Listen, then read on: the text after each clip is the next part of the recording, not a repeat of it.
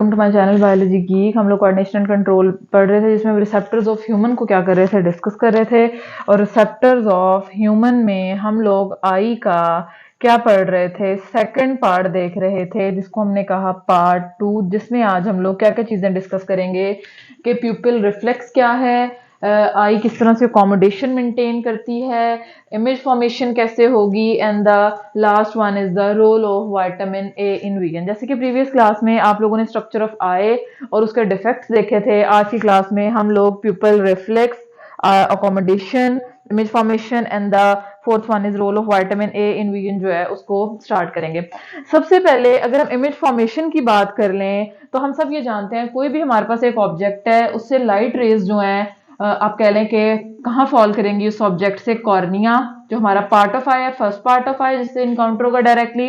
उसके बाद aqueous humour से लेंस में, लेंस से विट्रस ह्यूमर में रिफ्रैक्शन होगी और इमेज जो है हमारा क्या बनेगा, अपसाइड इन्वर्टेड बनेगा।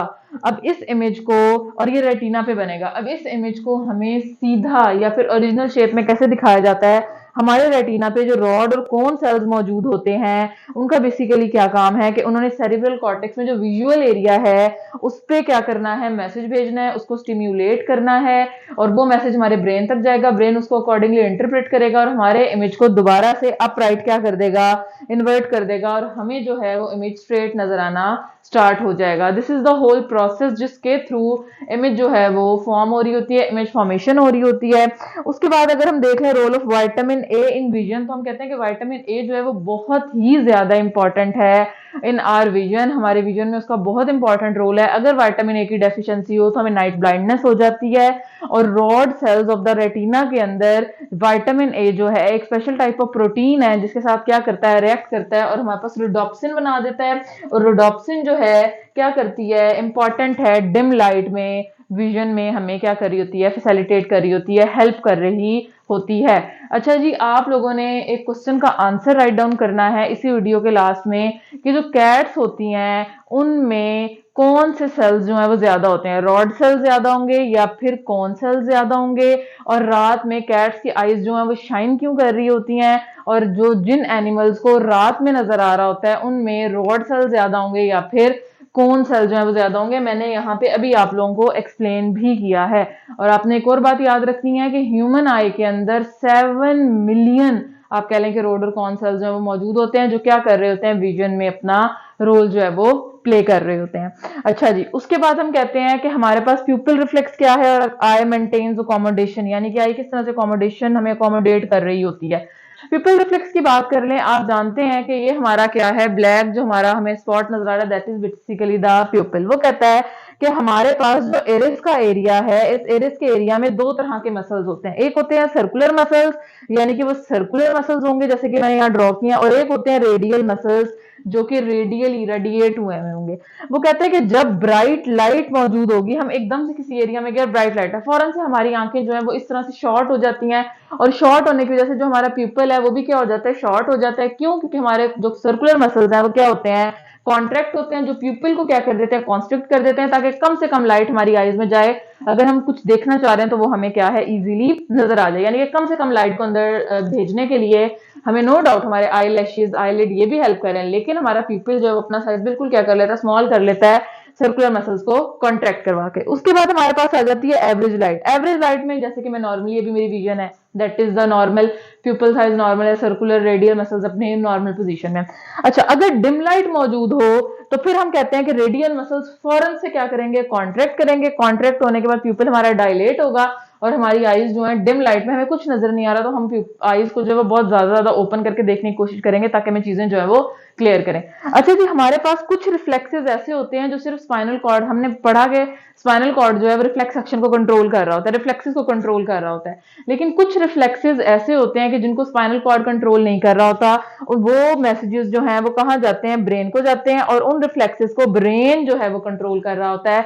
तो उसमें से जो प्यूपिल रिफ्लेक्स है ये भी किस कौन कंट्रोल कर रहा होता है, हमारा ब्रेन कंट्रोल कर रहा होता है कि उसने किस तरह से ब्राइट लाइट में रिस्पॉन्ड करना है, डिम में, और एवरेज लाइट में किस तरह से रिस्पॉन्ड करना होगा। उसके बाद है आई मेंटेन्स अकोमोडेशन।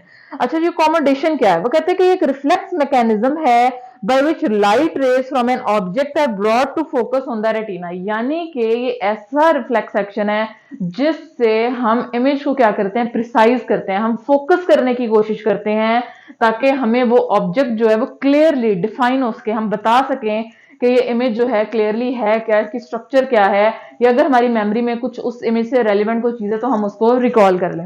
वो कहता है कि बेसिकली दो तरह के केसेस होते हैं इसमें, एक ये कि लाइट रेज हम किसी दूर की चीज को देख रहे हैं और एक है जो हम करीब की चीज को देख रहे हैं। उसमें हमारी आईज जो है वो क्या रोल प्ले कर रही होती हैं। तो वो कहते हैं कि अगर हम किसी दूर के ऑब्जेक्ट को देख रहे हैं तो इमेज को फोकस करने के लिए हमारा लेंस जो है वो क्या हो जाएगा, थिनर हो जाएगा, पतला हो जाएगा, और जो हमारे सिलियरी मसल्स हैं वो क्या करेंगे, रिलैक्स करेंगे। फॉर एग्जांपल मैं कहती हूँ ये मेरा लेंस क्या है, नॉर्मल पोजीशन में, अब इसने थिन होना है तो ये क्या होगा, इस तरह से थिन हो जाएगा, और मेरे जो सिलियरी मसल्स हैं जिन्होंने इस लेंस को होल्ड किया हुआ है ये अपने आप को क्या कर लेंगे, रिलैक्स। जब रिलैक्स करेंगे तो ये हमारा लेंस क्या हो जाएगा, थिन हो जाएगा, और हम क्या करेंगे, जो दूर की ऑब्जेक्ट है उसको क्लियरली देख लेंगे। अगर हमने किसी करीब की चीज को देखना है तो हमारे जो ये लेंस है ये क्या हो जाएगा, थिकंड हो जाएगा, और हमारे जो सिलियरी मसल्स हैं वो क्या करेंगे, कॉन्ट्रैक्ट कर रहे होंगे। इस तरह से आई जो है हमें फैसिलिटेट कर रही होती है कि हम किसी भी चीज को, चाहे वो दूर है या करीब है, उसको क्या कर सकें, फोकस कर सकें,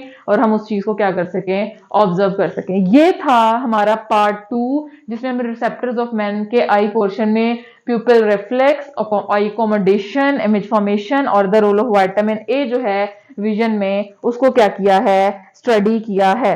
अच्छा जी, आपको मैंने यहाँ भी एक इधर बात की कि हमारे पास जो विटामिन, हमारी जो सेल्स हैं उसके अंदर जो है विटामिन ए, सॉरी 7 मिलियन जो है क्या होते हैं, रोडर कॉन्सल्स होते हैं। ये इसको आप थोड़ा सा करेक्ट कर लें कि हमारे पास 7 million different shades of colour हमारी आई जो है उसमें क्या कर सकती है, डिफ्रेंशिएट कर सकती है, कैपेबल होती है उसको देखने के।